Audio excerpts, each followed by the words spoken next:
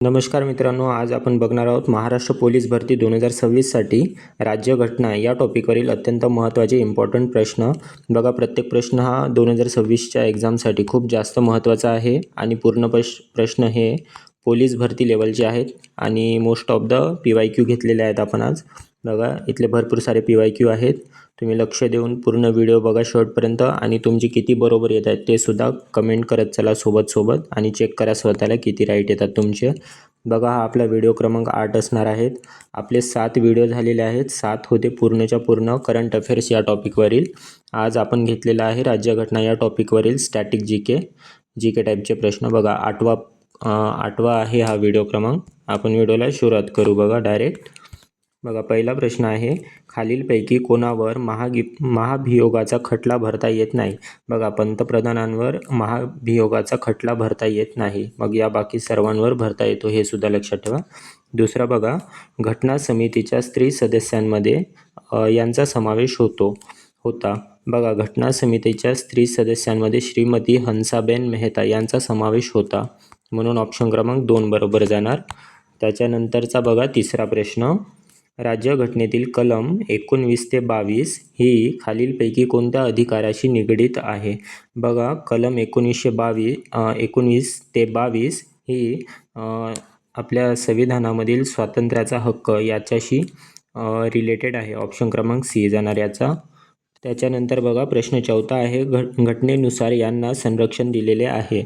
बघा, आपल्या भारतीय घटनेनुसार मूलभूत हक्क यांना संरक्षण मिळालेले आहे घटनेनुसार.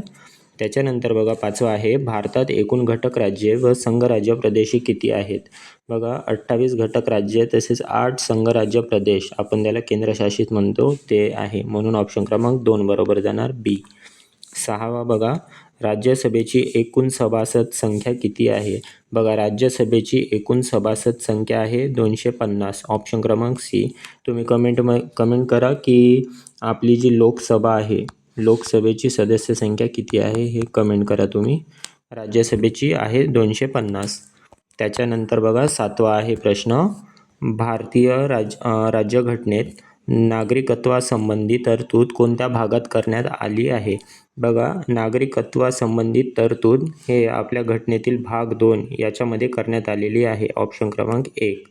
त्याच्यानंतर आठवा आहे, कलम 44 कशाशी संबंधित आहे? बघा, कलम 44 ही समान नागरी कायदा याच्याशी संबंधित आहे. ऑप्शन क्रमांक 2 बरोबर जाणार. नवा आहे, वित्त विधेयक कोणत्या कलमानुसार संसदेत सादर केले जाते? बघा, वित्त विधेयक कलम 110 नुसार संसदेत सादर केले जाते. ऑप्शन क्रमांक B बरोबर जाणार. त्याच्यानंतर बघा प्रश्न 10वा आहे, लोकसभेचे अधिवेशन सुरू करण्यासाठी आवश्यक घनसंख्या एकूण सदस्य संख्येच्या किती असावी लागते? बघा, लोकसभेचे अधिवेशन सुरू करण्यासाठी आवश्यक घनसंख्या ही 1/10 असावी लागते, एकूण सदस्य संख्येच्या 1/10. ऑप्शन क्रमांक B बरोबर जाणार. 11वा आहे, भारताला सार्वभौमत्व कधी प्राप्त झाले? बघा, भारताला 26 जानेवारी 1950 मध्ये सार्वभौमत्व म्हणजेच आपण त्याला प्रजासत्ताक म्हणतो, प्रजासत्ताक प्राप्त झाले आणि 2026 मध्ये जो प्रजासत्ताक झाला तो होता 77वा. हे सुद्धा लक्षात ठेवा. याचे अध्यक्षसुद्धा लक्षात ठेवाल तुम्ही. अध्यक्ष कमेंट करा, मुख्य अध्यक्ष कोण होते यावेळच्या प्रजासत्ताक दिन, हे कमेंट करा तुम्ही. त्याच्यानंतर बघा 12वा आहे, लोकसभा व राज्यसभेच्या संयुक्त बैठकीच्या वेळी अध्यक्षपद कोण भूषविते? बघा, लोकसभा व राज्यसभेच्या संयुक्त बैठकीच्या वेळी लोकसभेचे सभापती हे आपले अध्यक्षस्थान भूषवतात. म्हणजे दोन्ही जर मिक्स घ्यायचे असलं त्यांना संयुक्त बैठक, तर लोकसभेचे जे सभासदी असतात ते आपले अध्यक्ष बनतात त्यावेळेस. 13वा आहे, खालीलपैकी कोणाची नियुक्ती राज्यपाल करत नाही? बघा, राज्यपाल उच्च न्यायालयाचे मुख्य न्यायाधीश यांची नियुक्ती करत नाही, यांची नियुक्ती करते राष्ट्रपती. आपल्या सर्वोच्च न्यायालयाचे उच्च न्यायालयाचे जे मुख्य न्यायाधीश असतात त्यांची नियुक्ती राष्ट्रपती करतो. ऑप्शन क्रमांक B जाणार याचं, राज्यपाल करत नाही. 14वा आहे, घटना समितीची एकूण किती अधिवेशने झाली? बघा, घटना समितीची एकूण 11 अधिवेशने झाली. ऑप्शन क्रमांक C जाणार. त्याच्यानंतर बघा 15वा आहे 26 नोव्हेंबर हा दिवस कोणता दिवस म्हणून साजरा केला जातो? बघा 26 नोव्हेंबर हा संविधान दिन तसेच कायदा दिन म्हणून साजरा केला जाते. ऑप्शन क्रमांक बी जाणार आहे याचं बरोबर. त्याच्यानंतर बघा 16वा आहे घटना समितीचे कायदा सल्लागार कोण होते? बघा घटना समितीचे कायदा सल्लागार होते B.N. राव. ऑप्शन क्रमांक सी.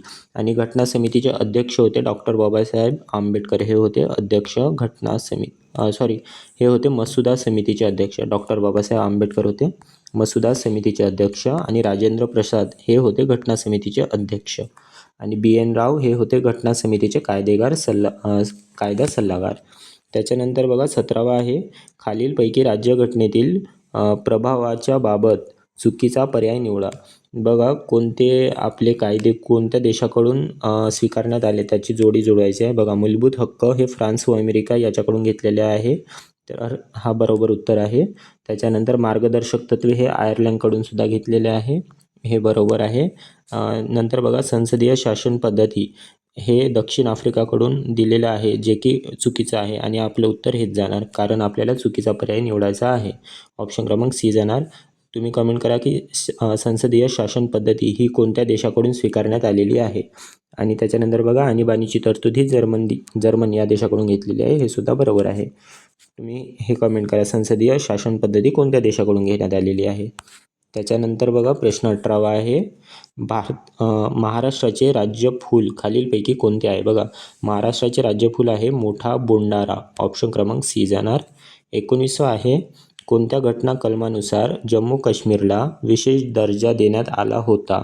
तो दर्जा आता रद्द झाला आहे.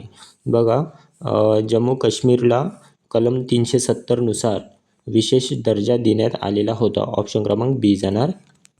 त्याच्यानंतर बघा प्रश्न 20वा आहे 1976मध्ये 42व्या घटनादुरुस्तीनुसार घटनेच्या सरनाम्यात खालीलपैकी कोणत्या गोष्टींचा समावेश करण्यात आला होता?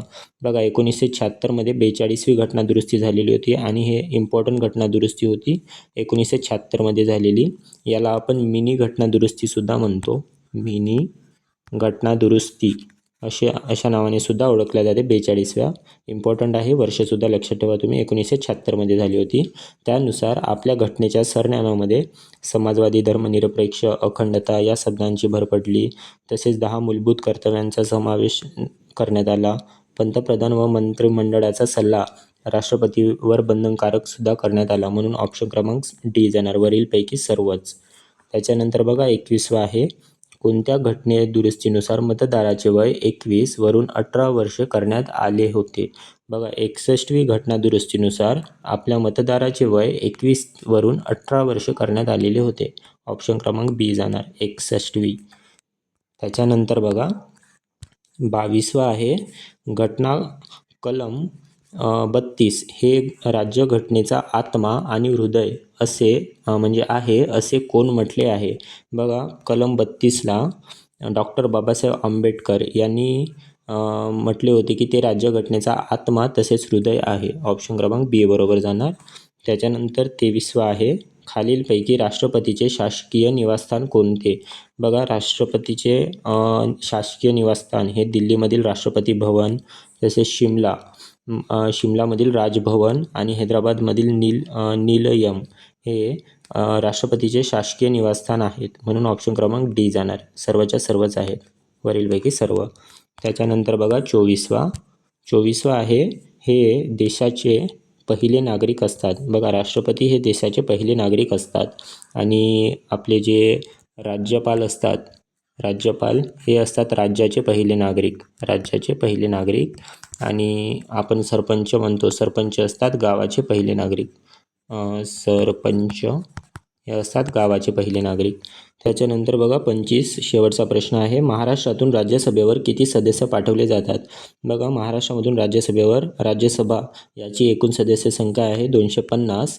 याच्यामध्ये महाराष्ट्रामधून एकूण 19 इतके सदस्य पाठवले जातात. ऑप्शन क्रमांक डी बरोबर आहे. आणि राज्यसभेवर सर्वात जास्ती सदस्य हे उत्तर प्रदेश, UP या राज्यातून पाठवले जातात. बघा मित्रांनो, आपले 25 प्रश्न झालेले आहेत. खूप जास्त इम्पॉर्टंट प्रश्न आहेत हे सर्वच्या सर्व. PYQ आहेत. तसेच यावर्षी येण्याची शक्यता आहे अशा प्रश्नांची, अशा प्रकारच्या. आपण अशा प्रकारचे सर्वच प्रश्न घेत आहोत जे की एक्सपेक्टेड आहेत 2026 पोलीस भरतीसाठी. अशाच व्हिडिओसाठी चॅनलला सबस्क्राईब करून घ्या मित्रांनो. आणि तुम्हाला मी 1-2 प्रश्न दिले होते, त्याचे कमेंट करा उत्तर. कमेंटमध्ये कळवा उत्तरं काय आहेत, आणि काही माझ्याकडून चुकी झाली असेल तर ते सुद्धा कळवा की कोणतं मिस्टेकनं गलत होऊ शकते. बघा, याची PDF तुम्हाला टेलिग्राम चॅनलवरती मिळून जाणार. ते टेलिग्रामची लिंक डिस्क्रिप्शन बॉक्स तसेच व्हिडिओच्या कमेंट सेक्शनमध्ये मी टाकत आहो. जॉईन करून घ्या. तिथं याची PDF मिळून जाणार तुम्हाला. व्हिडिओ बघितल्यामुळे धन्यवाद. आणि चॅनलला सबस्क्राईब करून घ्या.